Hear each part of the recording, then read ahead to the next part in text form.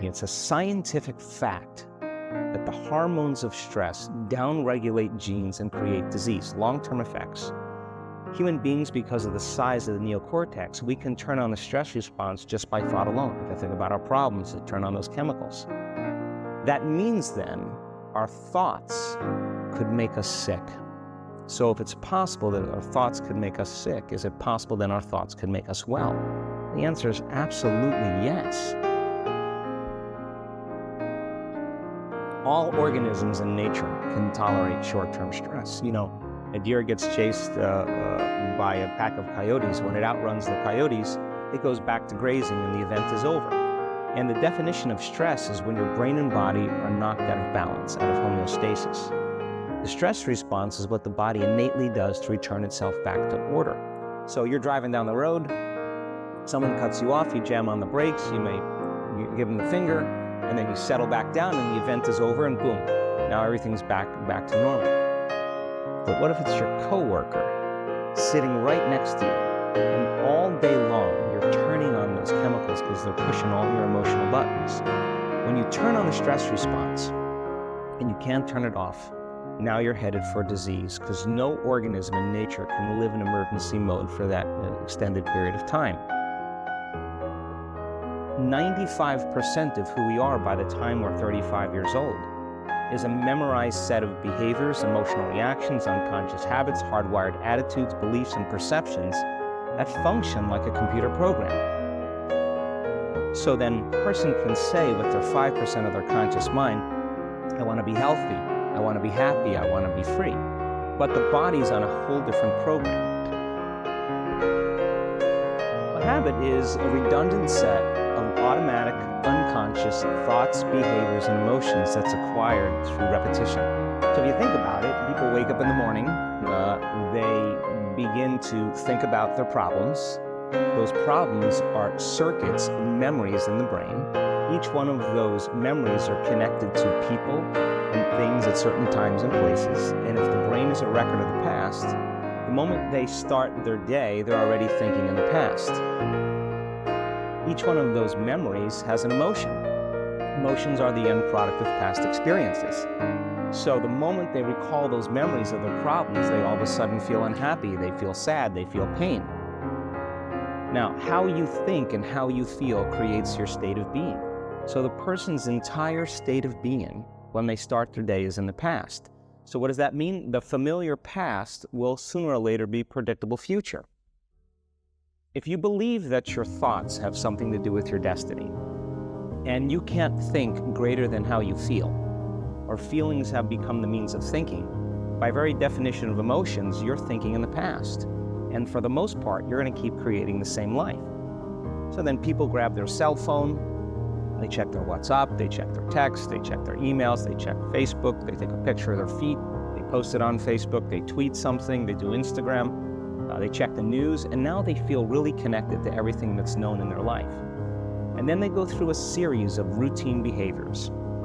They get out of bed on the same side, they go to the toilet, they get a cup of coffee, they take a shower, they get dressed, they drive to work the same way, they do the same things, they see the same people, they push the same emotional buttons, and that becomes the routine, and it becomes like a program. So now they've lost their free will to a program, and there's no unseen hand doing it to them. So when it comes time to change, the redundancy of that cycle becomes a subconscious program.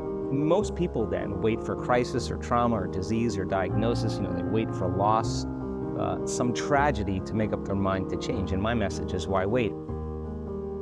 And you can learn and change in a state of pain and suffering, or you can learn and change in a state of joy and inspiration. And I think right now, the cool thing is that people are waking up.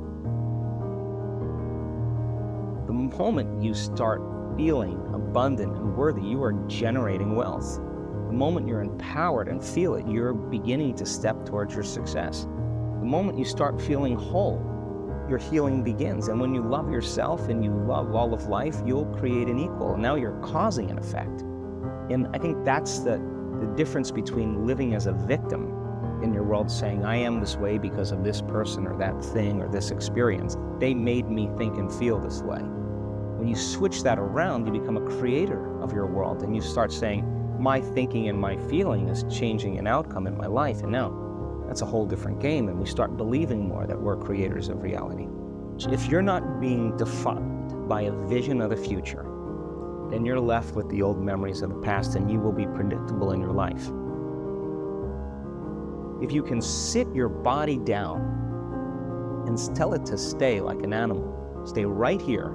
I'm going to feed you when we're done. You can get up and check your emails. You can do all your texts, but right now, you're going to sit there and obey me. When you do that properly, and you're not eating anything or smelling anything or tasting anything, you're not up experiencing and feeling anything, you would have to agree with me that you're being defined by a thought, right?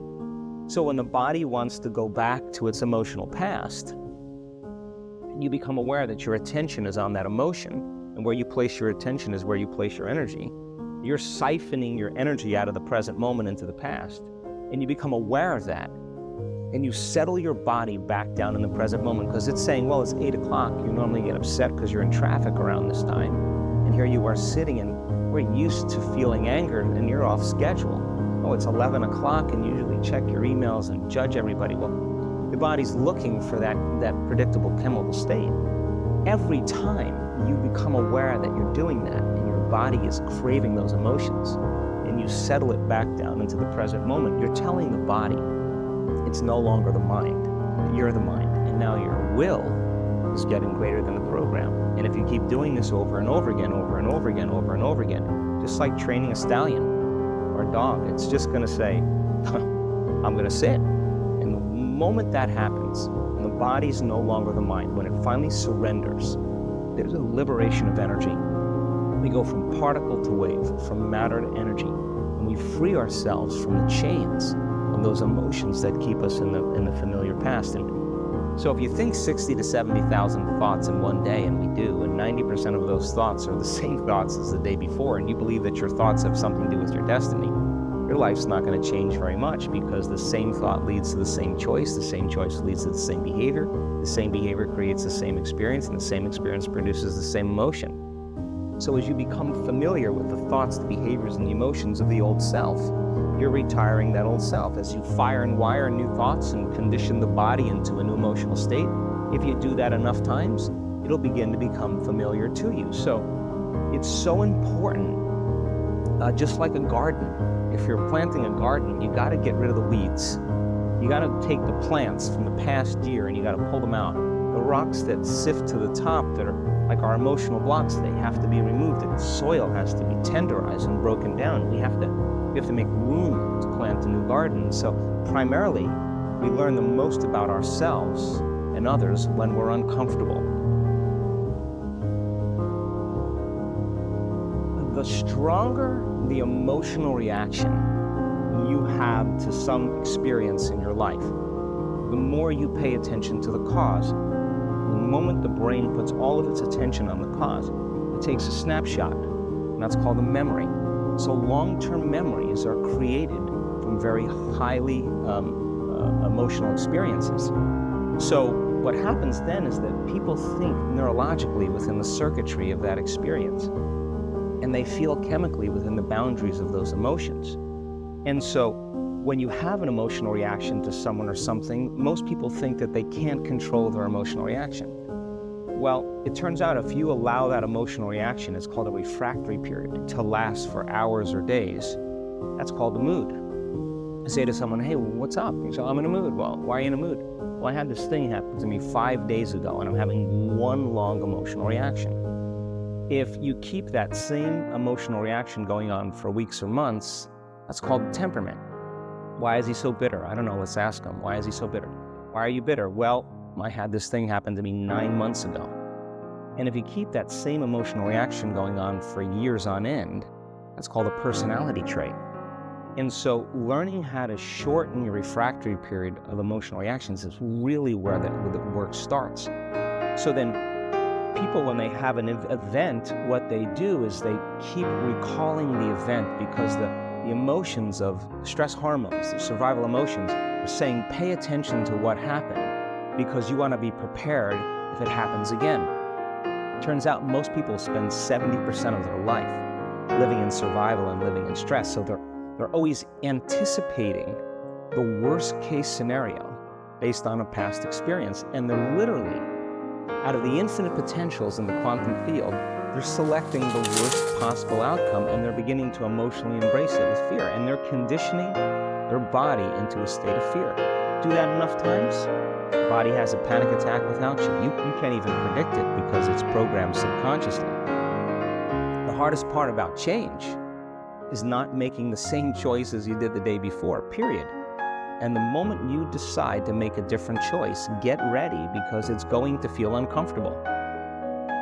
I think that the bigger thing is that we keep firing and wiring those circuits. They become more hardwired. So you have a thought and then the program runs. But it's the emotion that follows the thought. If you have a fearful thought, you're going to feel anxiety. The moment you feel anxiety, your brain's checking in with your body and saying, yeah, you're pretty anxious. So that you start thinking more corresponding thoughts equal to how you feel. So the body says, I want to return back to familiar territory. So the body starts influencing the mind, and it says, start tomorrow. You're too much like your mother. You'll never change. This isn't going to work for you. This doesn't feel right. And so if you respond to that thought as if it's true, that same thought will lead to the same choice, which will lead to the same behavior, which will create the same experience, which will produce the same emotion. And when people say to me, well, I can't predict my future. I'm in the unknown, and I always say the best way to predict your future is to create it. Not from the known, but from the unknown. What thoughts do you want to fire and wire in your brain? What behaviors do you want to demonstrate in one day?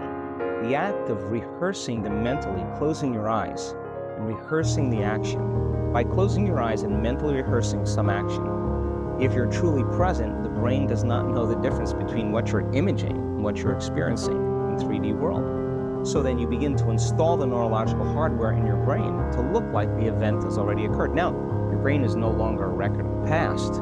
Now it's a map to the future.